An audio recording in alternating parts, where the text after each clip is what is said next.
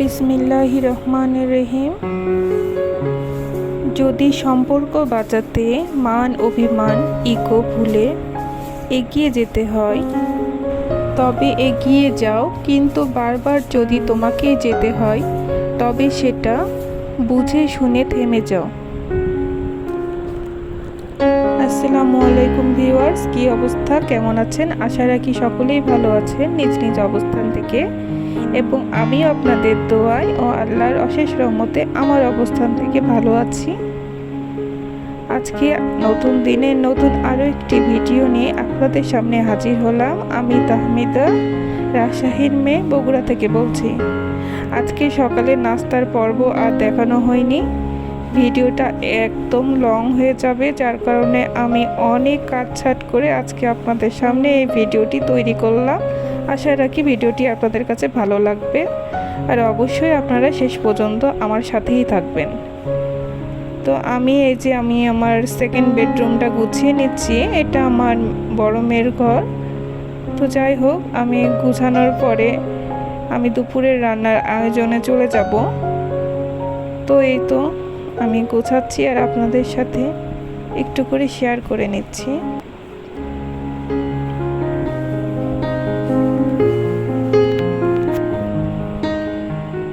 প্রতিদিনই ঘর বাড়ি যদি একটু করে না গুছিয়ে রাখা হয় তাহলে কিন্তু অনেক ধুলাবালু জমে, যার কারণে আমি প্রতিদিনের কাজ প্রতিদিনই করে ফেলি।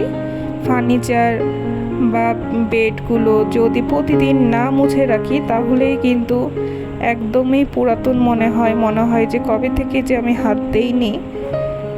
আসলে কষ্ট করে হলো আমরা যদি কাজগুলো প্রতিদিনের কাজ প্রতিদিন মেনটেন করে করতে পারি তাহলে কিন্তু সব কিছুই সুন্দর চকচকে লাগে দেখতে, আর নিজেকেও অনেক ফ্রেশ লাগে। আসলে শুরুতেই একটু কষ্ট করা লাগে, কষ্ট না করলে তো কেষ্ট মেলা যায় না। তাই একটু কষ্ট করে আমরা যদি প্রতিদিন রুটিন মাফিক কাজগুলো করে নিই তাহলে দিনের শেষে আর খারাপ লাগে না, ভালো লাগে।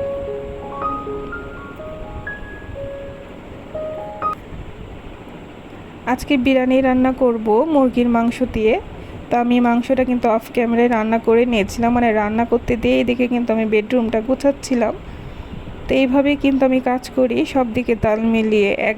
একদিকের কাজ করলে আরেক দিকের কাজ হয় না, যার কারণে আমি রান্না চড়িয়ে বেশিরভাগ কাজগুলো করি। তো এখানে আমি পেঁয়াজের বেরেস্তাগুলো লাল করে ভেজে নিয়েছি, দিয়ে আমি এখানে পোলার চালটা দিয়ে দিলাম। এখন পোলার চালটাও আমি ভেজে নেব। অনেক আপুরাই সুন্দর সুন্দর রান্নার ভিডিও শেয়ার করে, ভালো লাগে আমার এই ধরনের ভিডিওগুলো দেখতে।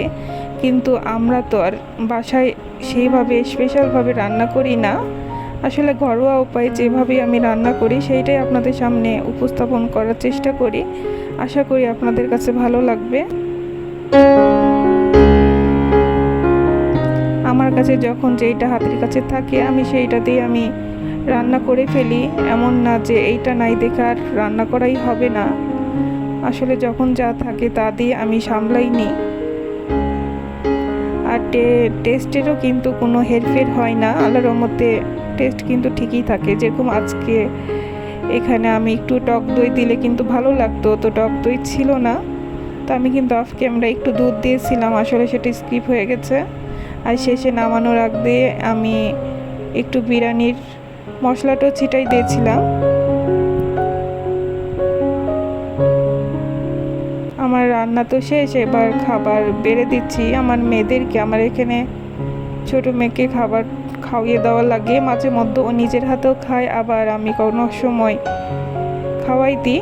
তো আজকে ও নিজের হাতেই খাবে, তো আমি ভাবলাম যে যাক ভালোই হলো, তুমি খাও আর আমি গোসল করে নামাজ কালাম পড়বো, তারপরে বাকি কাজগুলো করে নিব।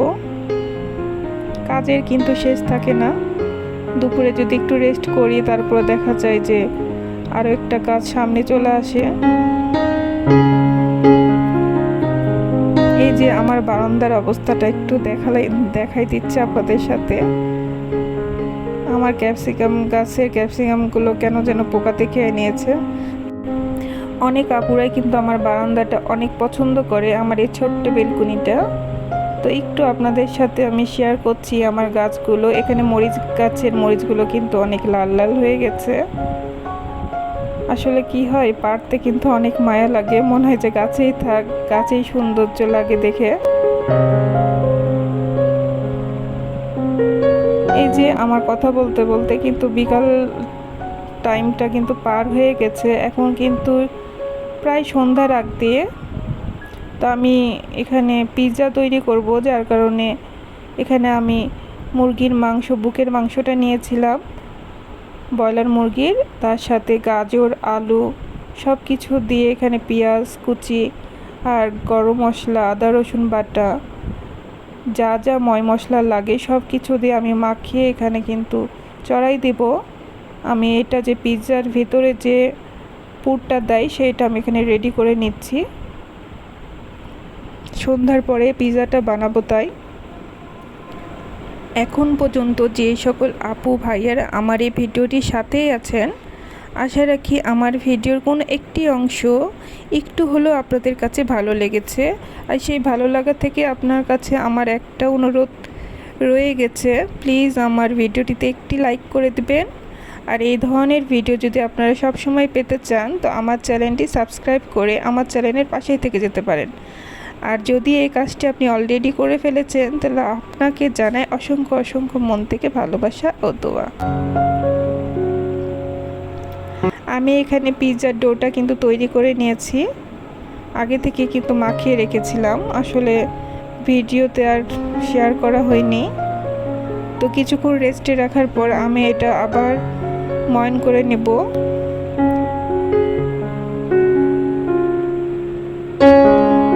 আসলে পিৎজা বানাতে গেলে আটাটা যদি একটু সময় নিয়ে যদি না সানা হয় তাহলে কিন্তু পিৎজাটা নরম তুলতুলে হয় না বা একটা সফটনেসটা থাকে না। এখানে আমি 2টা পিৎজা বানাবো তাই 2টা ডো তৈরি করে নিয়েছি, 2বারে 2টা পিৎজা বানাই নেব।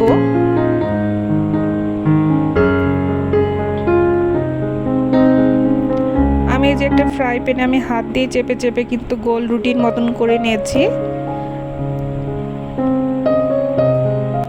তারপর এটা কাঁটা চামচ দিয়ে কিন্তু আমি ছিদ্র করে নিয়েছি ফুটা করে, আসলে যেন রুটিটা যেন না ফুলে তার কারণে আমি কিন্তু ছিদ্র করে নিয়েছি। আর এই যে আমি টমেটো কেচাপ বা টমেটো সস যে যেটা ইউজ করেন সেটা দিবেন।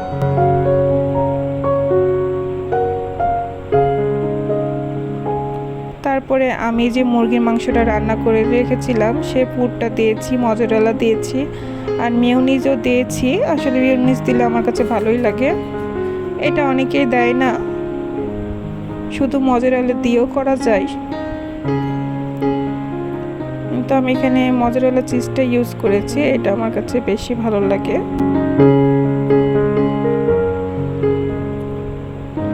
আমি কিন্তু পিৎজা ফ্রাই প্যানেই তৈরি করি এইভাবে,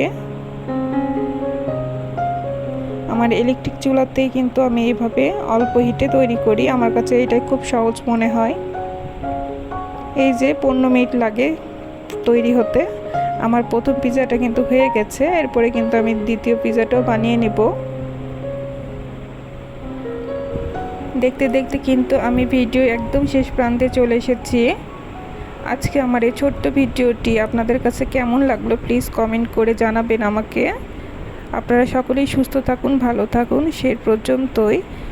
আসসালামু আলাইকুম, আল্লাহ হাফেজ।